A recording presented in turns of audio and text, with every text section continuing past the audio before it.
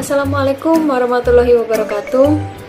Pada kesempatan kali ini, saya bersama teman-teman saya kelompok 4, kelas 1D, Prodi PGSD UMS akan menyampaikan materi presentasi yang berjudul Ilmu Sosial Sejarah.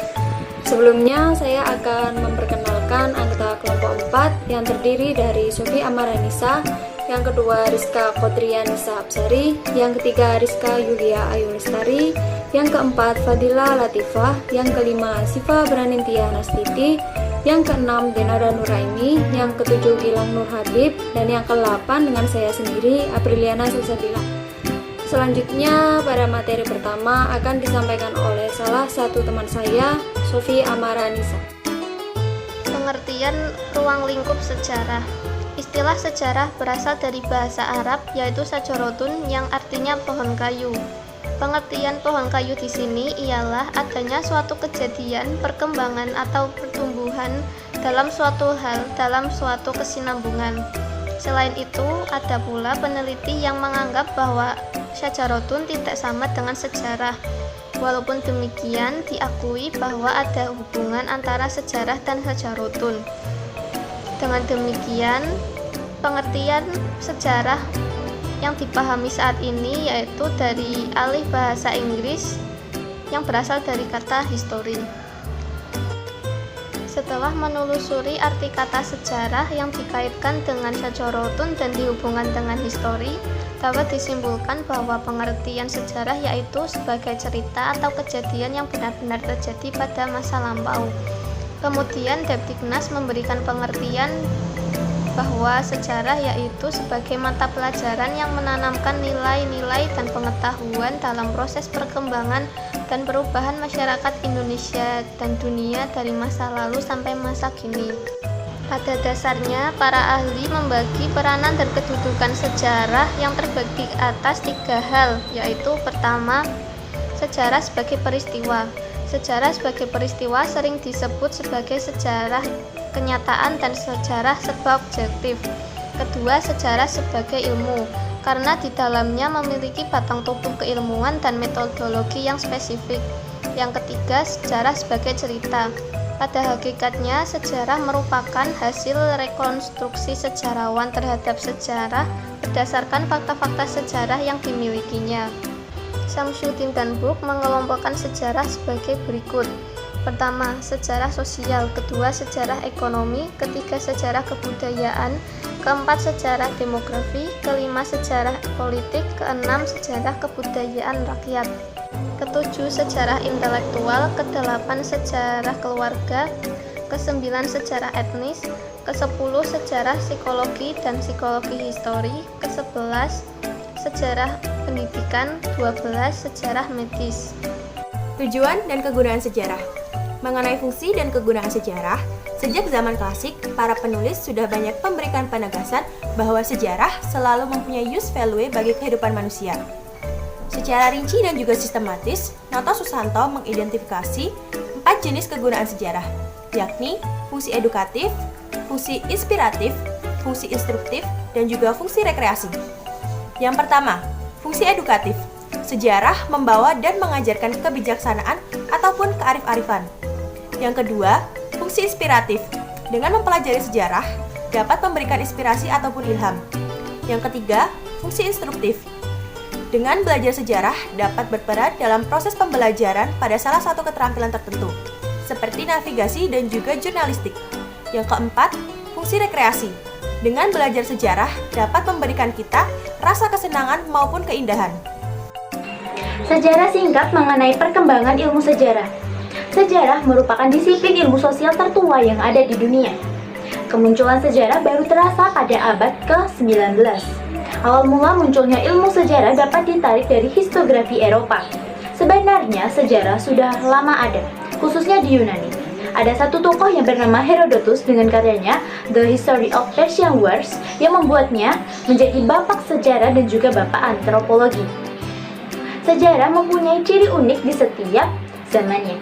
Pada zaman Kristen awal, sejarah berpedoman pada agama dan juga supranaturalisme. Lalu pada Kristen pertengahan, lebih hati-hati, sistematis dan juga menggunakan banyak sumber sehingga terkesan objektif. Lalu pada zaman Renaissance yang lebih banyak menggunakan unsur melihat ke belakang. Dan pada zaman rasionalisme dan zaman pencerahan lebih menggunakan 3 aliran, yaitu aliran radikalisme, aliran metafisis, dan juga aliran sentimental. Menurut Alexander Irwin, pada abad ke-19 ilmu sejarah bercampur dengan narasi yang bersifat mistis dan juga metafisis. Disiplin baru ilmu sejarah muncul sejak adanya penekanan pada apa yang nyata-nyata terjadi pada salah satu buku karya Leopold von Ranke. Jika disimak lebih jauh, kurun waktu 1950-an merupakan titik balik dari historiografi karena banyaknya sejarawan yang muncul ke permukaan, apalagi dari blok komunis. Pendekatan sejarah berawal di Perancis pada tahun 1920-an dan 1930-an. Pendekatan ini berhubungan dengan antropologi sosial. Ada 4 pendekatan, yaitu subaltern history, sejarah dari bawah, mikrohistoria, sejarah mikro, Alltagsgeschichte, sejarah keseharian, dan Historie de Imaginaire, yaitu sejarah mentaliter. Dengan munculnya keempat pendekatan itu, para penikmat sejarah dapat mengetahui bahwa ada unsur lama yang bangkit, yaitu unsur politik dan juga unsur narasi. 1. Hubungan sejarah dengan sosiologi.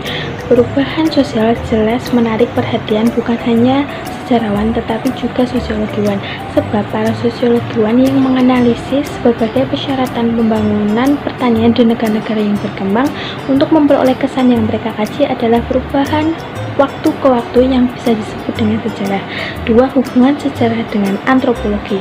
Studi antropologi juga diperlukan penjelasan tentang struktur-struktur sosial yang berupa lembaga-lembaga, peranata, dan sistem-sistem yang semuanya itu akan diterangkan di suatu perkembangan di masa lampau.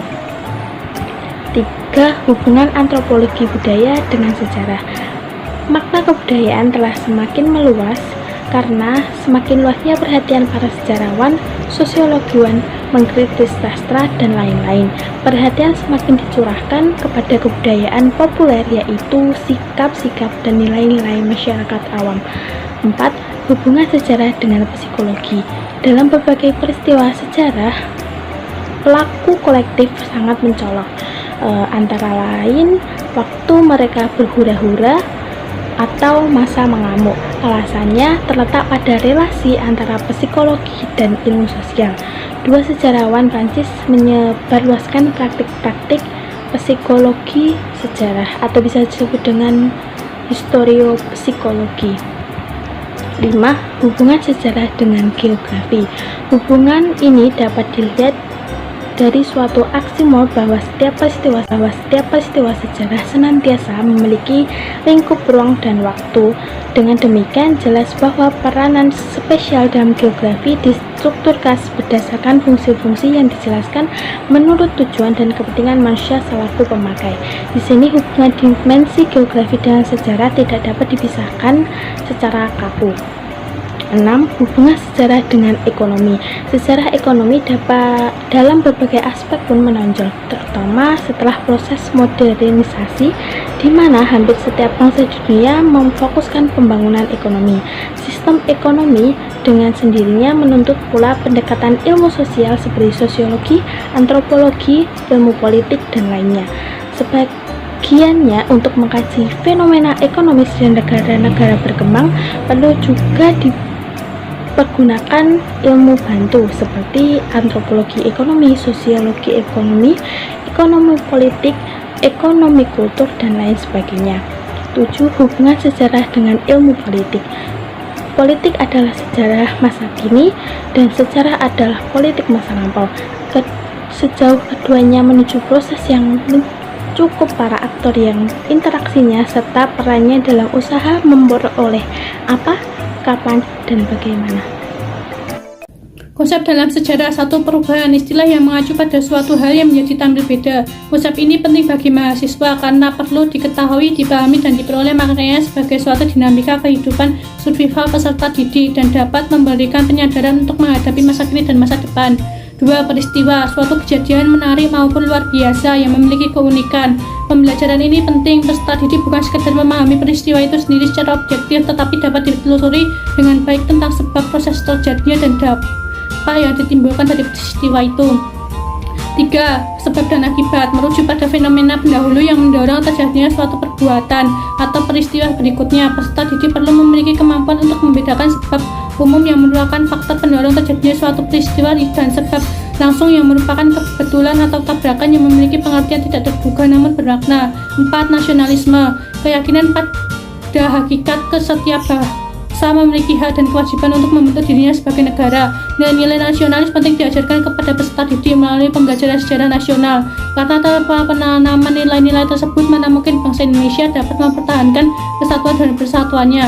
5. Kemerdekaan, arti penting kemerdekaan tercantum dalam Deklarasi Hak Manusia Univers yang disetujui oleh Majelis Umum PBB. Konsep ini lebih menitik beratkan pada komitmen untuk menentukan nasibnya sendiri sebagai bangsa yang berdaulat dan tidak terikat oleh bangsa dan negara manapun, termasuk penjajah sekalipun. 6. Kolonialisme, bagian imperialisme dalam ekspansi bangsa-bangsa Eropa Barat ke berbagai wilayah di dunia sejak abad ke-15 dan 16. Ketika kekuasaan kolonial makin kuat, mereka bertindak mencampuri kehidupan sehari-hari dalam dominasi politik, eksploitasi ekonomi, maupun penetrasi budaya. Dan tindakan inilah yang menimbulkan perlawanan sekaligus mengawali transfer terhadap dari kekuasaan kolonial ke para pemimpin nasionalis yang heroik. 7. Revolusi, merujuk pada pengertian tentang perubahan sosial politik yang radikal berlangsung cepat dan besar-besaran. Diskriminasi konsep ini penting untuk dipahami peserta didik agar secara kritis mampu membedakan secara tepat dan akurat.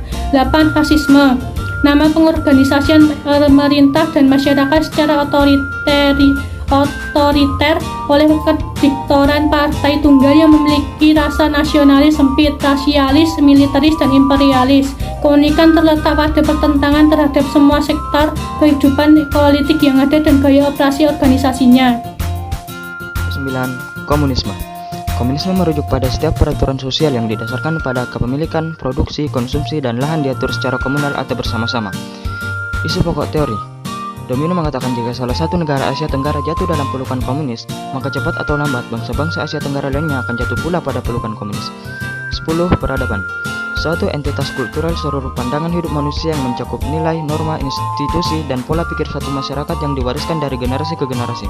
Gerak perkembangan peradaban melalui 7 tahapan, yaitu pencampuran, pergerakan, perluasan, masa konflik, kekerasan universal, keruntuhan, dan invasi. 11. Perbudakan. Suatu istilah yang menggambarkan suatu kondisi di mana seseorang atau kelompok tidak memiliki kedudukan dan peranan sebagai manusia yang memiliki hak asasi yang layak. Konsep ini penting diketahui peserta didik, mengingat dalam sejarah peradaban manusia, sistem perbudakan merebak hampir di seluruh bangsa di dunia. Ke-12. Waktu. Waktu merupakan parameter di mana kehidupan dibangun, diatur, dan diselaraskan. Fungsi waktu dibagi menjadi 6, yaitu menyelaras tindakan, koordinasi, rentetan peristiwa, menepati ketetapan, menentukan ukuran, dan untuk membedakan suatu masa tertentu dengan lainnya. 13. Feminisme. Nama suatu gerakan emansipasi wanita dari subordinasi pria.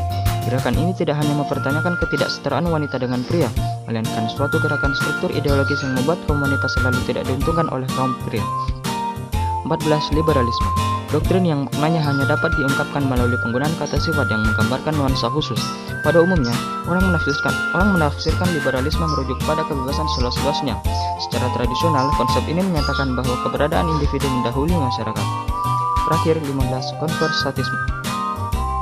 Doktrin yang meyakini bahwa realitas suatu masyarakat dapat ditemukan pada perkembangan sejarahnya. Oleh karena itu, pemerintah membatasi diri dalam campur tangan terhadap perilaku kehidupan masyarakatnya. Dalam artian, tidak boleh melupakan akar-akar sejarahnya. F. Contoh teori sejarah. 1. Teori gerak siklus. Ibnu Khaldun merupakan penggagas pertama teori siklus ini, khususnya dalam sejarah pemikiran manusia, terutama dari dimensi sosial dan filosofis. Karyanya yaitu Al-Muqaddimah yang mempunyai pokok pikiran yaitu kebudayaan dan fase budaya dalam berbagai bangsa berkembang. Yang kedua, teori daur kultural spiral. Vico mempunyai teori tentang gerak sejarah ibarat daur kultural spiral yang dimuat dalam karyanya yaitu The New Cycle atau teori siklus. Isi pokok pikiran Vico yaitu perjalanan sejarah bukan seperti roda yang berputar. Yang ketiga, teori tantangan dan tanggapan. Arnold, ia melihat bahwa proses lahir, tumbuh, dan hancur suatu kehidupan sosial lebih ditekankan pada masyarakat atau peradaban sebagai unit studinya yang lebih luas daripada studi terhadap suatu bangsa maupun periode tertentu. Dalam karyanya, A Study of History mempunyai pokok pikiran yaitu peradaban muncul sebagai tanggapan dan tantangan. Yang keempat, teori dialektika kemajuan. Romain yang pertama kali melihat gejala lompatan dalam sejarah umat manusia sebagai suatu kecenderungan umum dalam kemajuan maupun keberlanjutan. Pikiran-pikiran John Romain dituangkan dalam dialektika kemajuan. Pokok pemikirannya yaitu gerak sejarah umat manusia itu kebalikan dari perkembangannya. Yang kelima, teori despotisme. Penulis buku orientasi despotisme mengemukakan teori salah satunya yaitu cara produk asiatif. Menurut pendapatnya yang khas pada masyarakat yang berdasarkan irigasi besar-besaran telah menimbulkan suatu garis lain dalam perspektif evolusi. Yang keenam, teori perkembangan sejarah dan masyarakat. Kontribusi utamanya pada penekanan terhadap peran faktor ekonomi, berubahnya cara masyarakat dalam memproduksi alat-alat substansi dalam membentuk jalannya sejarah. Pokok pemikirannya yaitu struktur ekonomi masyarakat yang ditopang oleh relasi-relasinya. Yang ketujuh, teori feminisme.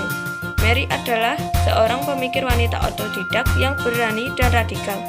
Ayahnya adalah seorang pecandu berat alkohol yang kronis.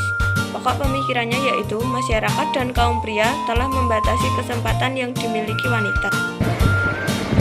Pada materi yang telah disampaikan dapat disimpulkan bahwa pengertian sejarah yang setelah dilihat secara umum dari para ahli ialah memiliki makna sebagai cerita atau kejadian yang benar-benar telah terjadi pada masa lalu.